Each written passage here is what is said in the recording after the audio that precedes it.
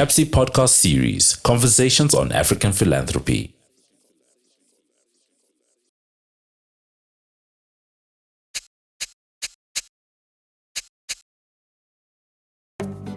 After 2 years and more than 80 episodes of our Conversations on African Philanthropy, we are introducing a series of conversations that are theme-specific, program-focused, and at times recorded at the request of those at the coalface of implementation in order to document and tell their experiences and stories. In the first of such series, we focus on the Zimbabwe Alliance Initiative, whose grants, convenings, capacity building, and technical support have fostered a vibrant civil society, where partners were empowered to design innovative and coordinated responses that amplify the voices of those marginalized, influence the capacity of citizens to mobilize around national critical issues, engage with policymakers, and built regional and international solidarity in pursuit of a better Zimbabwe. Formed in 2010 to strengthen the role of civil society in influencing Zimbabwe's transition to democracy, the Alliance has evolved over several phases to what it is today. An initiative of several partners, Zimbabwe Alliance is a story of resilience, innovation, dedication, and passion expressed somewhat beautifully in some of the least expected places and ways. Welcome to yet another episode of our Conversations on African Philanthropy with me, Moyo. I'm very thrilled to meet and talk to Cahi, the Executive Director of Kufunda and Gateway Zimbabwe. For me, this is emotional because it's been more than probably 10 years, Jackie, since I last saw you. So welcome to the Conversations. Thank you, Becky. It's good to see you again. Thank you so much. We are here because on this part of the episode or of our segment of the Conversations, we are looking back at an initiative that was put in place by a donor collaborative, the Zimbabwe Alliance, which came about sometime around the 2008-2009 political crisis that led to the GNU. But also looking forward to the elections that took place in 2013. And part of the intervention by these different partners was to strengthen civil society in its different expressions and formations. And I know that your institutions, the two that you are representing, have been around the political as well as the economic environment in Zimbabwe. I would want us to first maybe talk a bit about Kufunda as one segment, and then at some point we'll come back to Gateway Zimbabwe, and then we'll see how the two connect. Okay. So let's talk a bit about Kufunda. When was it established? What does it stand for, and what were the objectives that it was set to achieve? So Kufunda, in fact, last year we celebrated our 21st birthday. Wow. So, congratulations. and we thought this was a good coming of age birthday to celebrate 21. Yeah. So we had a long look back at our years. Kufunda was started by my colleague Mayan Knut, who is half Danish, half Zimbabwean. And she was brought up in both places, mostly high school in Zimbabwe, but university in Denmark. Yeah. And when she came home in, I think, early 2000s, she had what struck her was she had a lot of European friends come with her to celebrate a birthday of hers. And she was struck by her Zimbabwean family thinking that they had nothing to offer and that all they could do was receive from the Europeans. Yeah. And the Europeans just being so blown away by the gifts of the Zimbabwean community, the gifts of song, of community, of caring. Yeah. And so this is where the idea came from, was to reclaim our wealth and wisdom as Zimbabweans. And certainly I think part of our journey has been also learning how much that wealth and wisdom has been taken away by colonization, by political violence, And so Kufunda has never really been very politically involved. Yeah. It's always been a community-based organization. Right. I'm working with mostly rural communities at the beginning. Yeah. And it's spread organically, because many of the first young people who came into Kufunda, well, some had come from Rusapi, from Mondoro, and so those were the communities that we first started to work with. And so it's grown organically. But Kufunda was also built on this this methodology, this operating system, as you were, of the art of hosting, which is a facilitation practice, using participatory methodologies. And what we've discovered is that you know, we began with those methodologies with our communities in the Kufunda space, but then we've used them with our colleagues, with our partners, with civil society, because we really see it as a practice that starts to bring people together in very different ways. And at the same time, you know, Kufunda is a village. It's a learning village. Kufunda means learning. And so the people who are there have come to learn and share, and also trying to be a sustainable eco-village. And working now with biodynamic farming. There's a school now at the village, also thinking, you know, what we've evolved into, I think we started to get clarity on this over the last 5-6 years, is that what we're doing is healing the land, healing community, and healing young people. So you have to educate children in a different way. So Jackie, before I lose my thoughts, I mean, 21 years ago, you set up this initiative. A lot of things already pop up for me. So the first is that, you know, for a long time, there's always been this thinking, especially in the philanthropy space, in the study of philanthropy and this practice, there's always been this thought that Africans don't practice philanthropy, but they actually receive philanthropy. And that's something that a lot of us have been working on. It's only now that we have actually set up centers, like myself and others, trying to reverse that thinking. But you did that 21 years ago with this initiative, right? So that's the first one. Okay. I want to, we will come back to that, but I want finish your thought. But there's another one that is also, as you were speaking, it struck me that today there's a lot of focus, especially by international philanthropies and foundations, on trust-based philanthropy, participatory grant making. It sounds as if it's something that started a couple of years ago, like 3, 4, 5 years ago, because of the intensity of the discussions and conversations now. But again, this is something that you started 21 years ago. So let's address those two issues. And I think they're related in terms of the fact that how we began, we've never really had big grants from formal established donors. We began with what we call love money. So small family foundations, friends, so really beginning at grassroots level. I was struck very recently, actually. We facilitated a big conference for something called the Agroecology Fund, an African conference.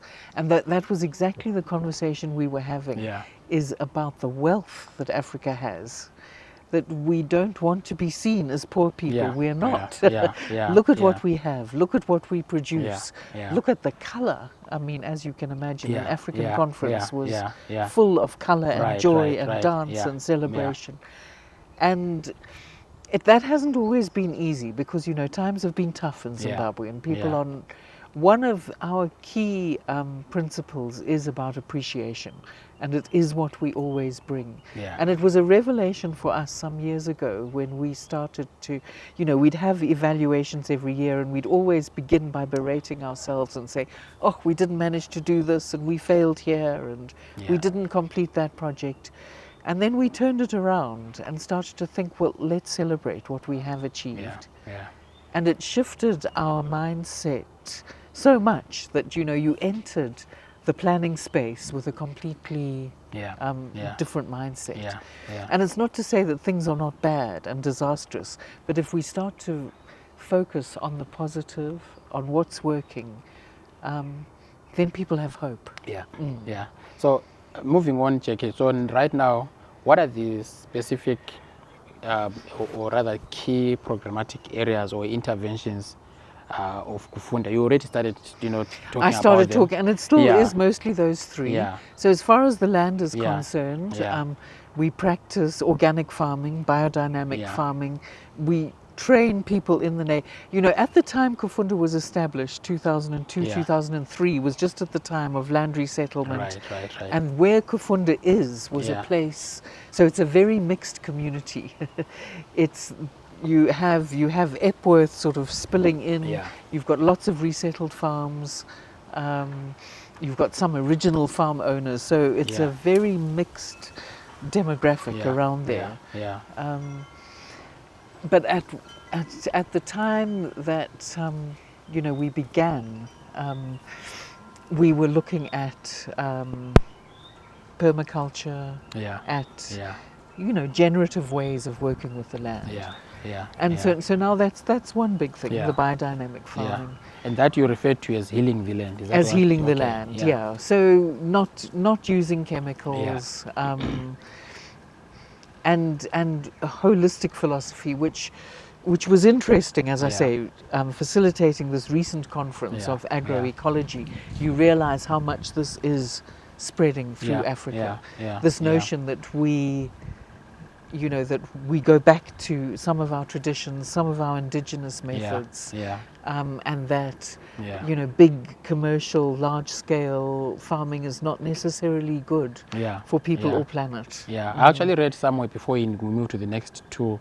I actually read somewhere, I think there's a soil activist who was arguing that by 2035, if we are not careful, we will have run out of soil.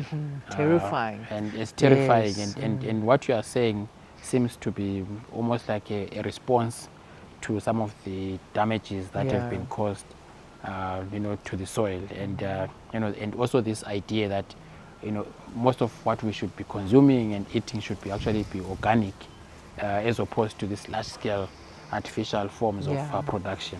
Yeah. No, so that's and we've learnt as we've gone along. Yeah. We've evolved. Yeah, We've learned from different people. Yeah. Mayan, who is the executive director, I'm a board member. Yeah, board member. Yeah, so we'll correct that. Yeah. Yes, but she's really passionate about Steiner philosophy, and that's come into the village now in terms of the biodynamic, and the school is a Waldorf school. So I'll say more about that. Yeah. And then the other two areas, so So- healing the land. Yeah. And then healing community, Healing which I guess is communities, really where we Yeah. began. Yeah. Yeah.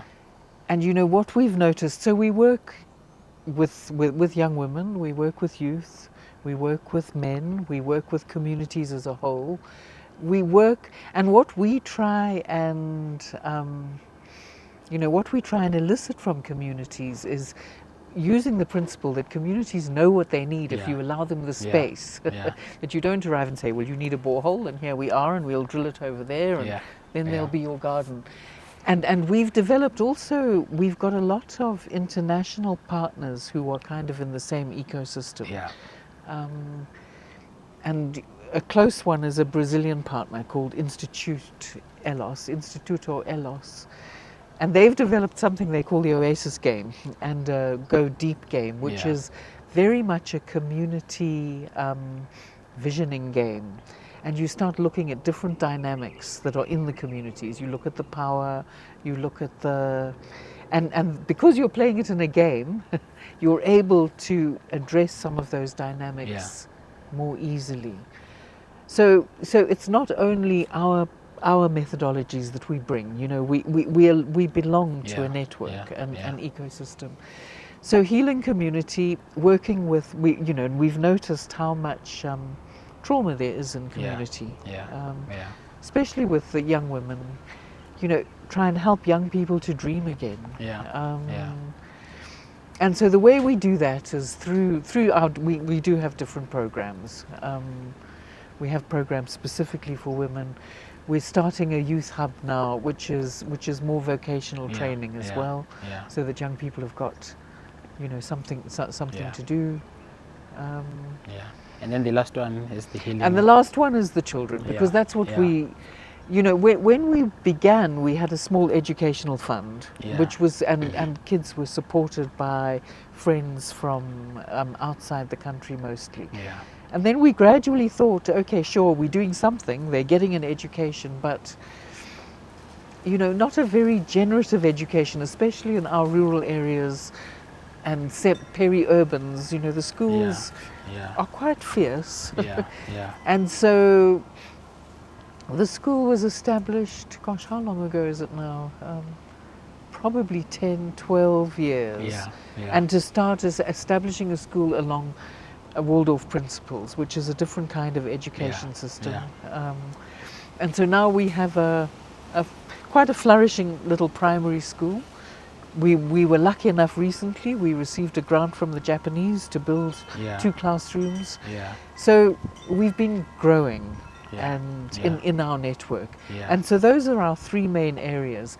I think associated with the healing community probably comes our facilitation work and our work with civil society and our work with, because we have had, for example, we've had people come for retreats like Zinasu, the students' movement, at times when they've been having a lot of trouble and harassment, bring them in so that they've got a space to actually think, relax, release, and use some of these methodologies as ways to take a break. So of course one of the threads that I'm picking up and is part of your name is learning. So you know, so whether it's healing the land, healing the communities, or working with the children, there's a thread on learning. So in 21 years, Jackie, what would be some of the things that you could pull out and say in the 21 years that we've been in existence, these are the lessons that stand out from the different interventions under Kufunda? I mean, I think the first one, and this is a quote from a mentor of ours, is whatever the problem, community is the solution. So it's a good one to throw out there. It's actually a good one, but also so deep. Yes, it sounds so simple, but it's actually so deep, because most of us, I mean, and this is what happens in the development space. Most of us think that solutions exist outside, and which is why you actually end up having a lot of expatriates flown in to solve a problem at a community level. You have lots of experts also flown in to solve that, and also the approaches, some of them are just a helicopter drive or a parachuting in and then you parachute out, and so maybe that whatever the problem is, the community is the solution. Community is the solution. Maybe we can unpack that, because I think we can unpack that a bit. I mean, so Kufunda, and that's one of the interesting things about Kufunda, is we are an organization, but we're also a village. People live there. And people come into villages, you know. I mean, there's somebody who lives on the farm, but now he's helping to build a toilet or do something else. And so, and then, if you think 21 years ago, most of these people were in their 20s. Now they're in their 40s. Now they've got 50s, children. Some have even got grandchildren. And during our birthday celebration, we actually brought in that next generation, the teenagers, the 16, 17, 18-year-olds, to help facilitate and so on. So I think one of the lessons is also that learning doesn't stop. You always need to be open to learning. And myself, as people have came to Kufunda from many diverse backgrounds, and many with very little formal education. And I think that's been an eye-opener, certainly for me. But it's really walking our talk to say that all voices matter. How do we listen to the people who don't speak good English, who left school in grade 7? How do we allow that voice is equal to mine or Mayan's, who've got university degrees and are articulate and so on? And I think that's been one of the biggest lessons, is how do we honor the different kinds of intelligence, the different kinds of learning, and bring it onto an equal level. That yes, you're not strong in this, but you're very strong there. When we've got a problem in the village, we call this guy. yeah. You are not naming it right now, Jackie, but in the current, I would say, even scholarly works, that's what most people would refer to as indigenous methodologies. Yes. Where you actually center the different voices as and how you find them in those communities. And it has moved also to decolonial methodologies. And so no, and Yeah. you know, the thing is that you only become conscious of that. You don't name it at the beginning. Yeah. And yeah. we're very unacademic as Right, Kufunda. right. Yeah. You know, we need people like Yeah, you to help yeah, give us yeah, the yeah. names and so on. Yeah. But it's through practice. I think that would be another thing. Yeah. Is yeah. that you need to practice. And when I come back to saying the art of hosting is Yeah, our operating yeah, system, Yeah. I think that's been one of the important practices. That's the education people know more than anything else. Yeah. And so there's yeah. not the same kind of unlearning that has to happen. Right. When right. you've Yeah. been further, because you're beginning Yeah. with Yeah. an egalitarian system Yeah. that's Yeah. honouring all Yeah. voices. So practice actually makes perfection in a way. Yes. Um, And you see, there's an example of one woman at Kufunda who actually began. I think she was the maid of the farm owner, yeah. and I mean she's an amazing facilitator now. Yeah. She's probably going Yeah. to be our next director. Right. But you right, better right. not say that Yeah, in public until it's. But it's something about.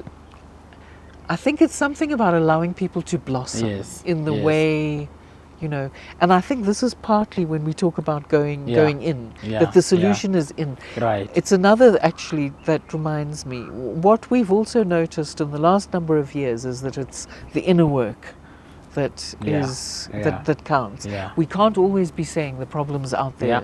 I mean, you said that a little bit about community, but also about individuals. We Right. have to Yeah. work on ourselves. So the solution also starts inside.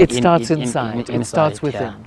It starts within. So obviously, Jack, you started talking about it, but maybe if we could just articulate what some of the key milestones and successes in the last 21 years. Some of it has already been coming out as you were talking about lessons, but some of the successes you have given us, for example, an example of people who have been, mentored in a way to levels where they can now do great things.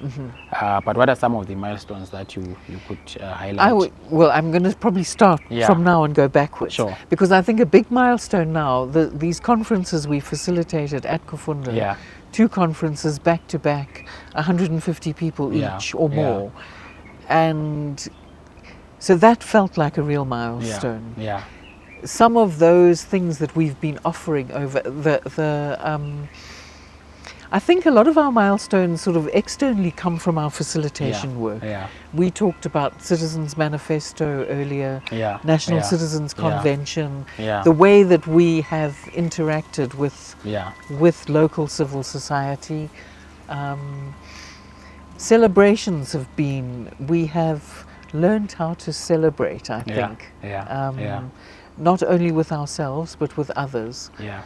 Another milestone for me is what we call our Young Women Are Medicine program, which has been an annual program going on for probably more than 10 years. I forget when we started.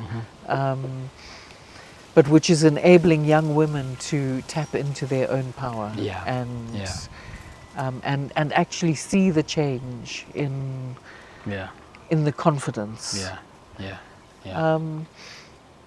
Setting up the school was a milestone. And going back to that, actually having the courage to say yes, taking the plunge to put more of, because also Kufunda is on a farm. Some of the farm was not really belonging to us, but putting the mark on organic, on saying we are going to bring in, even on quite damaged land. It's very sandy soil out there.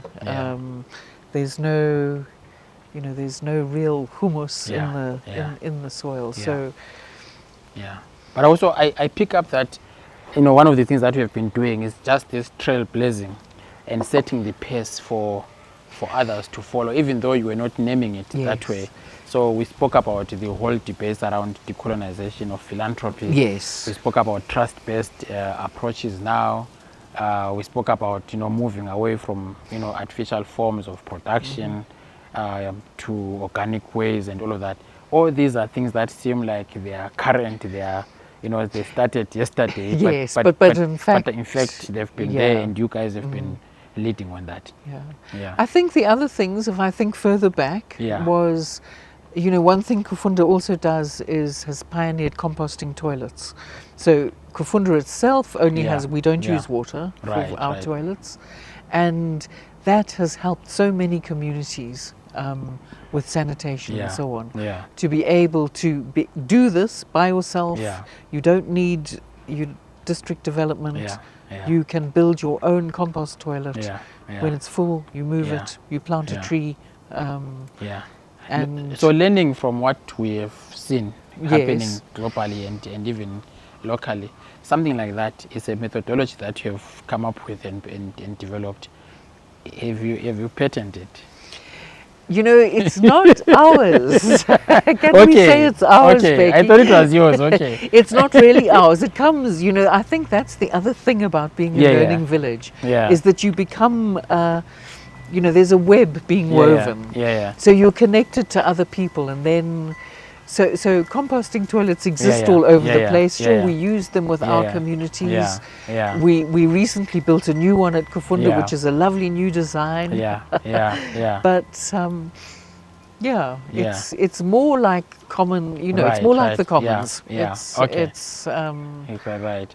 And then, of course, I want us to stick to something that we said about facilitation work and the roles that we have done, and bring in the association with the Citizens Manifesto, which was it's probably not that active now as a program, but it's a program that ZimAlliance and Trust Africa put in place.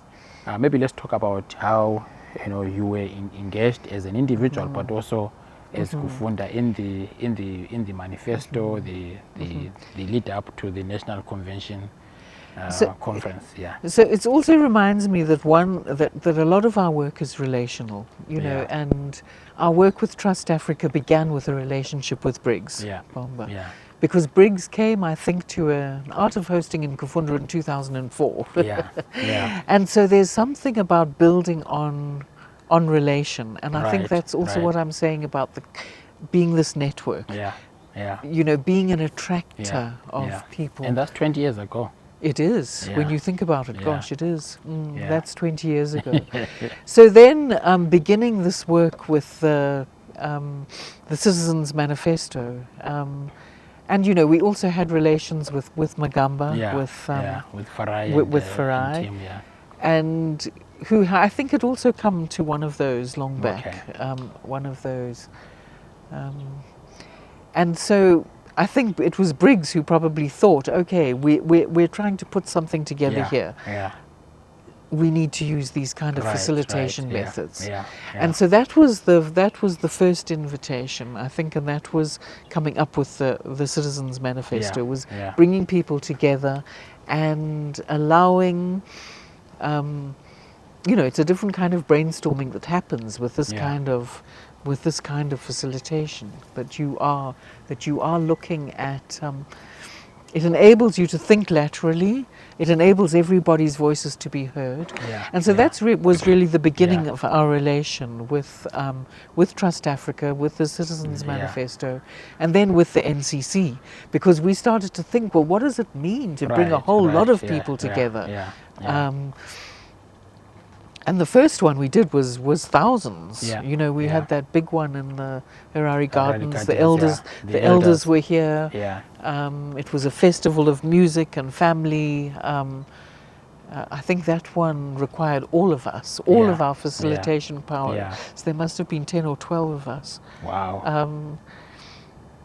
But again, that's also a learning for us. Sure, we know this; it's in our DNA now. But when you're talking of a couple of hundred people or 1,000, then suddenly there's a whole lot of different things to think about. But also put in the mix that you you had luminaries like Kofi Annan. I know, that was such a... Mrs. Grasa Machel. Yes. So that also puts a lot of No, it does. pressure. It does. Yeah.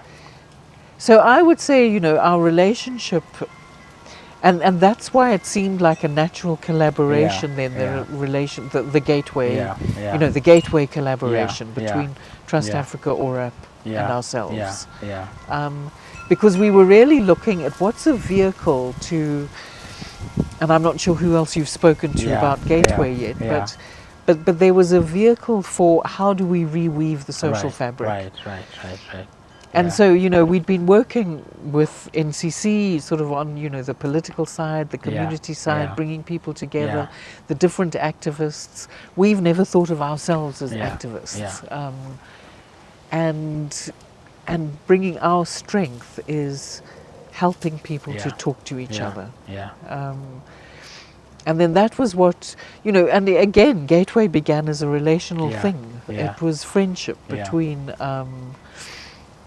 Dumisani and Mvusilelo, Nyonis, the Nyonis and Briggs, and ourselves. And so, you know, you start with an informal brainstorm. And then what we'd all realized in our different organizations, this is what we were seeing, was a shredding of the social fabric. Maybe let's contextualize Gateway Zim and so that we can see the synergies.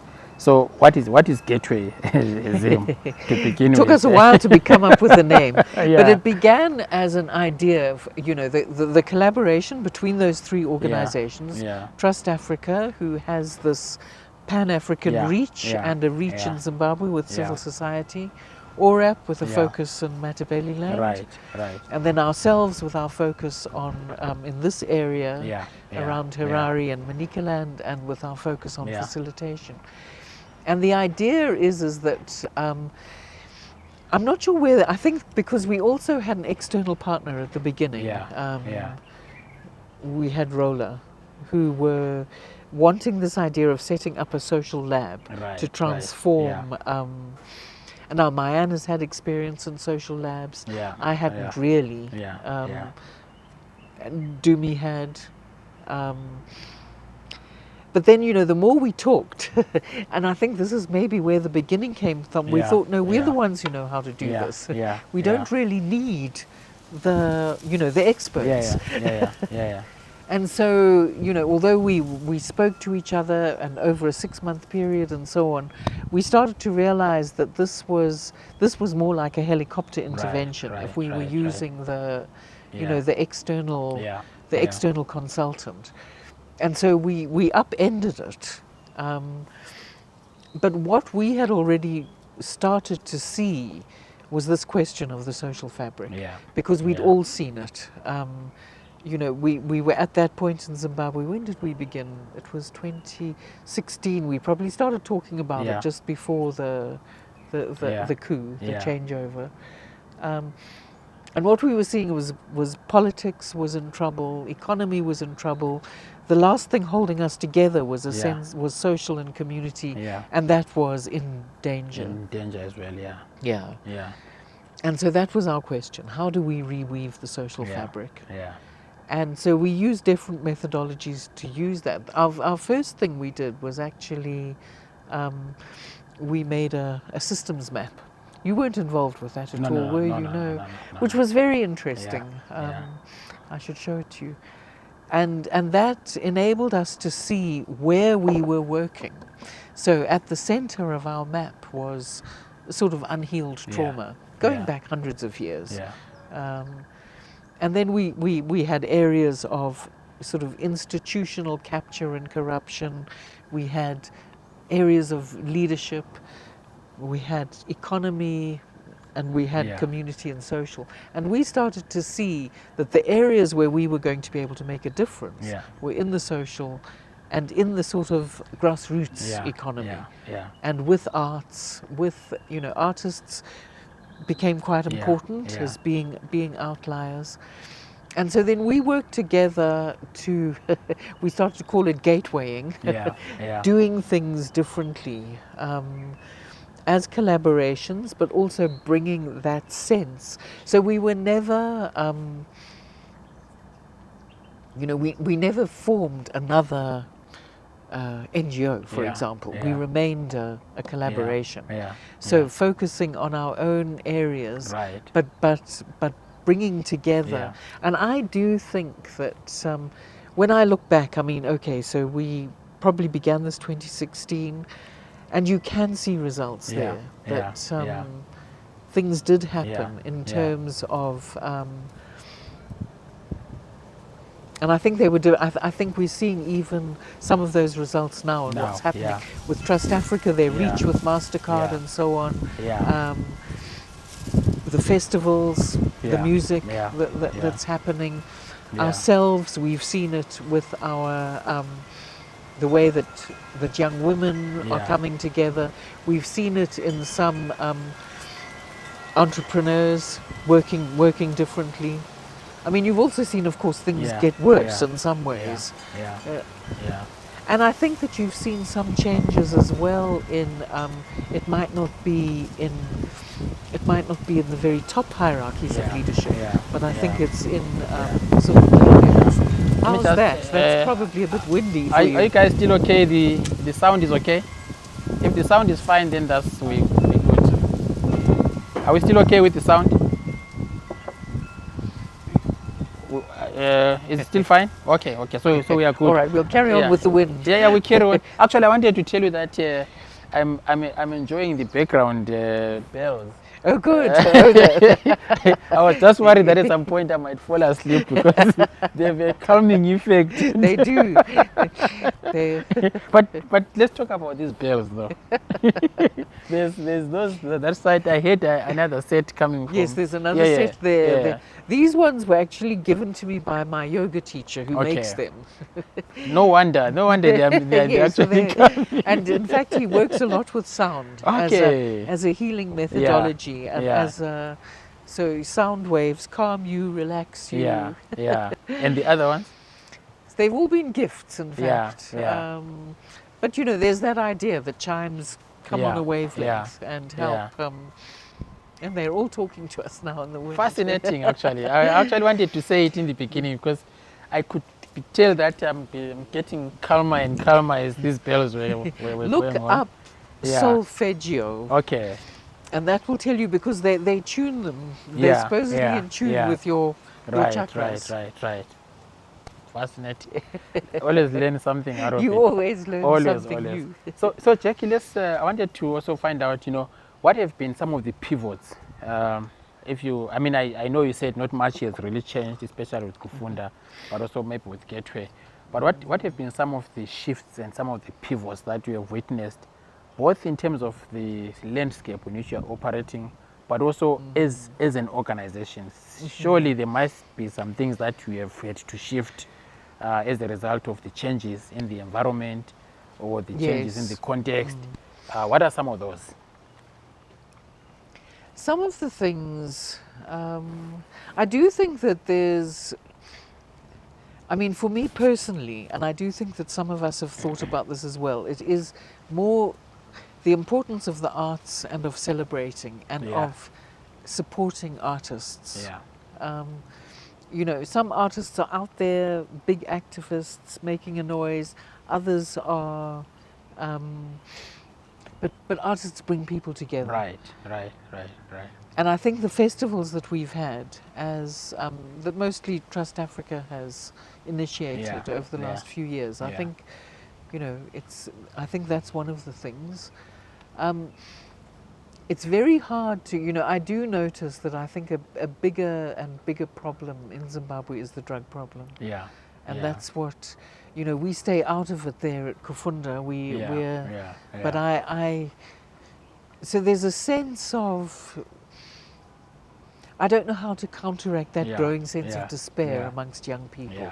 And I hope that these initiatives like MasterCard, Impact Hub is another one that's part of our network. I don't think they're supported because but they do work a lot with youth, with the future, trying to do visioning, and I think that's another pivot for me, Yeah, is the need to concentrate on young people. On young people. I mean, we are, certainly for me, I speak. I'm in my 60s now.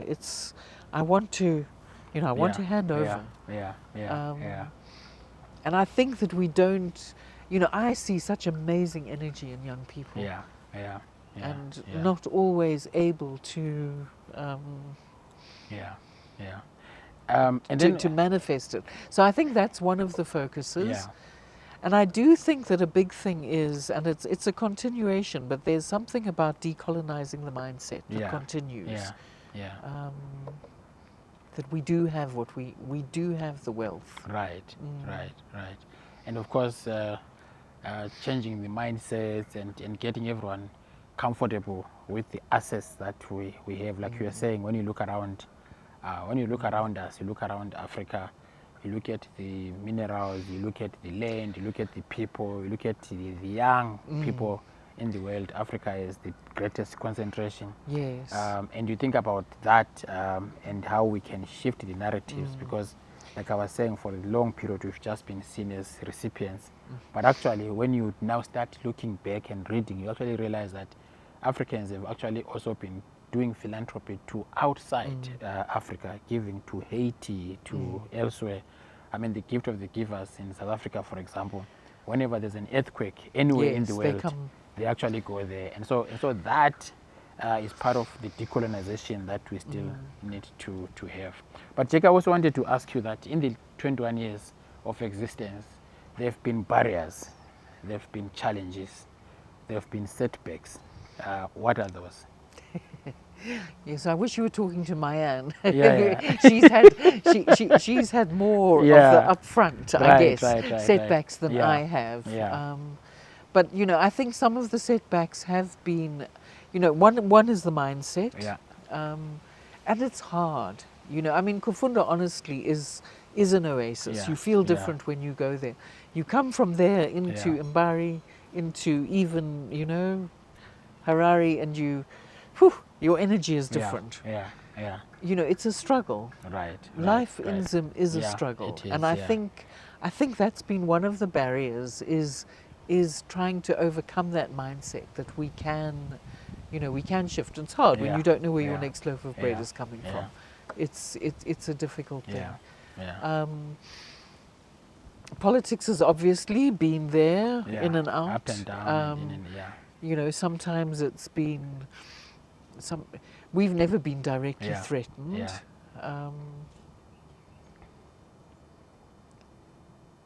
And I think that outside perceptions are sometimes also a barrier. That we. Well, who are we? But I think we're getting much better at defining who we are, and defining what we do, and knowing our place in the broader network. I mean, the other thing that I wanted us to cover as we begin to draw to a close is, the association with Trust Africa. We were talking before we came on set that, there was a time when we were, so our entry point into the country in around 2010, 2011 was one set of organizations that we were supporting, and Pamberi Trust, that you were a board member of, was one of the groups that we looked at based on the illustrious and big history around Paul, but also the work that Pamberi Trust was known for in terms of their work, whether it was with the book cafe and some of the intentions that they had. By the way, they were the first to host Trust Africa. The first office of Trust Africa in Zimbabwe was actually at the Pamberi Trust offices. Oh, okay. And so just to put that out there, in case someone comes back and writes a wrong history, I was still with Trust Africa, so I know. So the first office of Trust Africa was at Pamberi Trust, and so that's where BRICS in the building. In the offices where Paul and those offices. In the offices where Paul and everyone operated from. So BRICS had a small office there.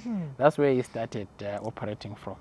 But there's the first grant that we gave to Bambere Trust, which has become a big 101 grant making for us, which is that we had given a grant to Bambere Trust.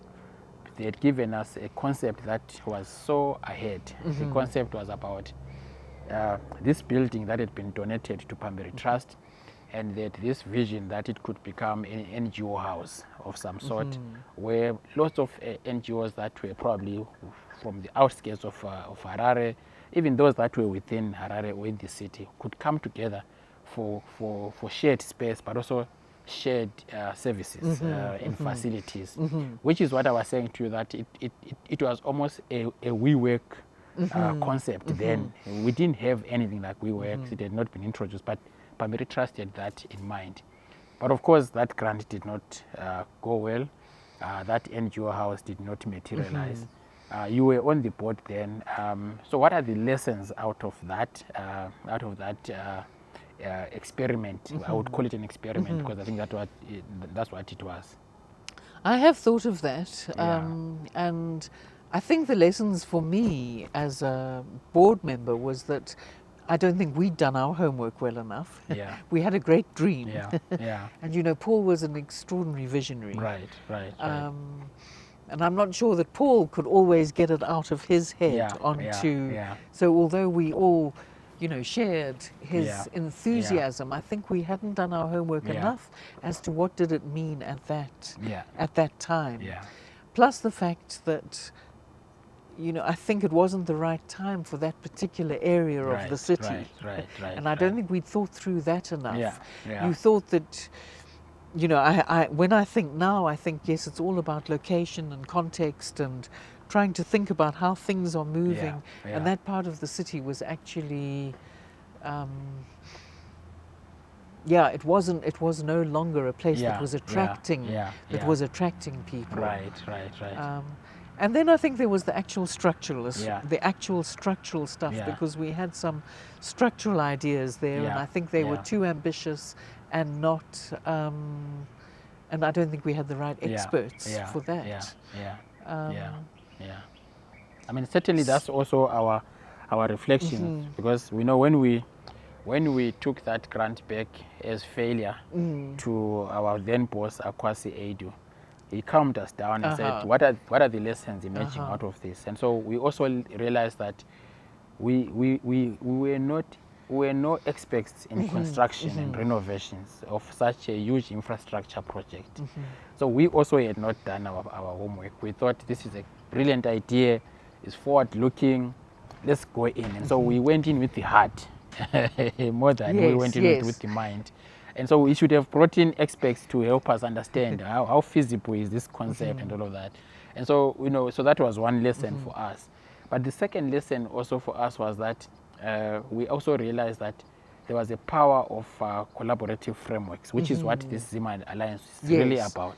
And even though that did not end up succeeding, but at least the idea that you could collaborate for a particular cause was what we built into the lesson. So for us, it was a failure, but it was good failing, because it then helped us to know how to manage prospective grants of that nature. So it's one of our interesting grants in the history of grant making, because it really had so many elements to it. Some of them were even hilarious, because I remember one time meeting the construction manager and asking him, but where is the construction? What happened? Then he says, everything is renovated underground. Who was that? You know what? Sitting outside there next to my garage are some parquet blocks that actually come from that building. The history is right there. The demolition. That was such an interesting grant. So we use that for lessons. And but on the brighter side, there was some amazing work that was done at the level and at the framework of the book cafe. Yes. Where there was lots of artists performing, almost dealing with the contemporary issues, but through music, through dance, through poetry, through painting. But also, if you remember, the tables Yes. at Book Cafe Yes. were laminated with newspaper Yes, articles. yes. So there was a silver lining. There was to, a silver lining. Yeah, to that grant. And yeah. I mean, that's a huge legacy, actually. Yeah. The Book Cafe. It's sometimes, sometimes it takes a long time into the future to look back and see what was built or what it turned into. Because of course we were all very sad when when Paul died and we weren't able to continue. But you hear, actually it was the anniversary of his death a couple of days ago, and I saw lots of tributes coming in from different artists, and you just look at those artists, the Victor Kanongos, and the Hope Masikes, and Edith, and there you are. There's your visible legacy. I was actually telling, I don't remember who I was talking to, either yesterday or the day before, just about Book Cafe and some of the amazing stuff. I was telling you, Sfiso, right? Some of the amazing stuff that used to happen there. And I even mentioned artists like Victor and others that, for me it was some of the best moments of my grant making, coming to Zimbabwe, for example, at Haifa, and we would fly in artists from Senegal, from South Africa, and we would all converge at the Book Cafe. I remember this incident. We were there were artists painting there, there were artists playing music there, and all of them were in sync, and I'd never seen something like that in my life, and so I always have those memories of that, and so I would be so fascinated to know that this episode we are doing it, but we are also doing it in remembrance of Paul as well. No, Jackie, as we end, obviously we've been talking about your work, the professional work, but people might want to just know a bit about Jackie, the person, the real person. Gosh, Becky, I've got such a... So let's talk a bit about, just give you like some snippets of who Jackie is, and then we end it there. Lots of snippets, because I'm getting older. Yeah. So I actually started my professional life as a teacher. Zimbabwe 1980, Lesotho first, Lesotho 1979. Yeah. And then I came home and I was a teacher. And then I met Paul and Jeremy. Yeah. Paul and I were actually in a band together. Wow. Yes. And what music were you playing? Jazz, I suspect. No, it wasn't actually. It wasn't. It was a mixture. And, and we played with three guys who became famous as the Bundu Boys. Okay. So do you know the Bundu Boys? Godfrey, do you know the Bundu Boys? Yeah. You do. Dennis, there you are. You know the Bundu Boys. Even though you were so young. So. But Sfiso, I don't think you know the Bundu Boys. No. Okay. I'll show you an old photograph. Okay.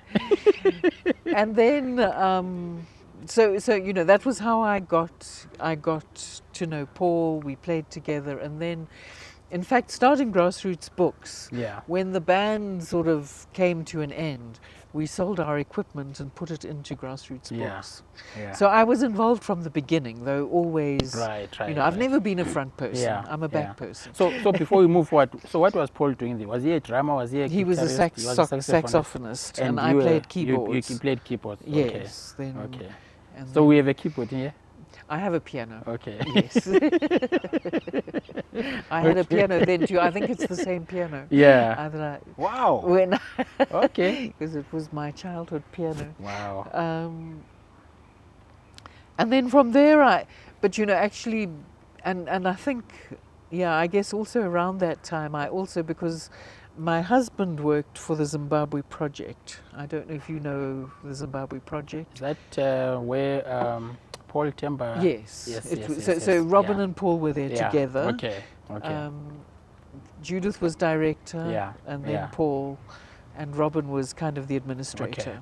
Okay. And some of those Zimbabwe Project, one of the first things we did actually was, as teachers, there was we gave our skills to ex-combatants. So there was a whole program, and so for us to learn, us protected people, and so that was, it was, for me, coming to Zimbabwe, Yeah. learning. The band was one way for me to enter a new Right, country. right, I went to right. places I'd never been Yeah, before yeah. as a mostly white person. And then this was the other thing, was I had met some freedom fighters in Lesotho, but not that many. It Yeah, was more South yeah. Africans. And then starting to really get to know the history of my country from the other, Yeah. from a side that had been kept Right. secret from Yeah, me. Yeah. And also I think coming into community was that first thing, was being involved with cooperatives, was being involved with ex-combatants, was learning. Yeah. Yeah. Yeah. And so I think those were two of the things that shaped me, Right, were that right. and then the Yeah, arts, because then yeah. I continued to, I then had quite a long career in film Yeah. as a production manager, producer.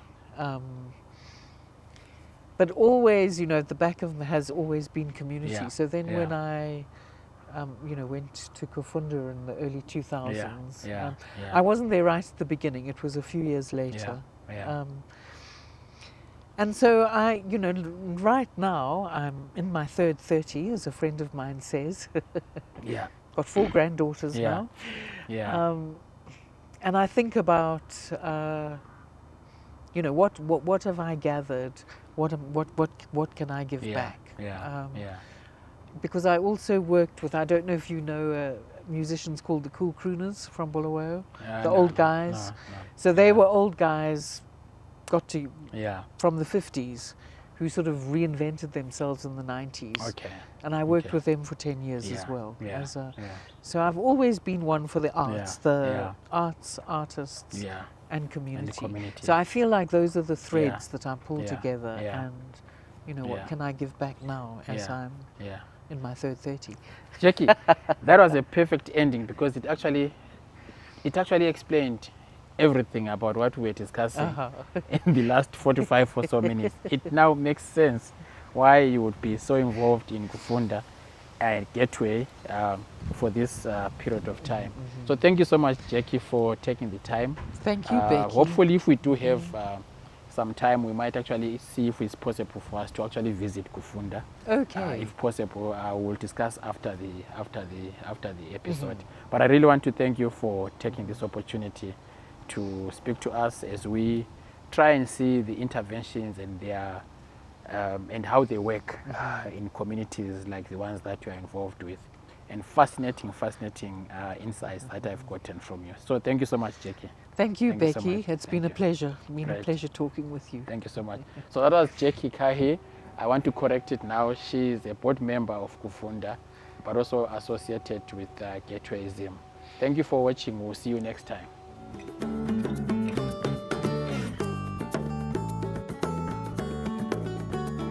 You've been listening to the CAPSI podcast series, Conversations on African Philanthropy.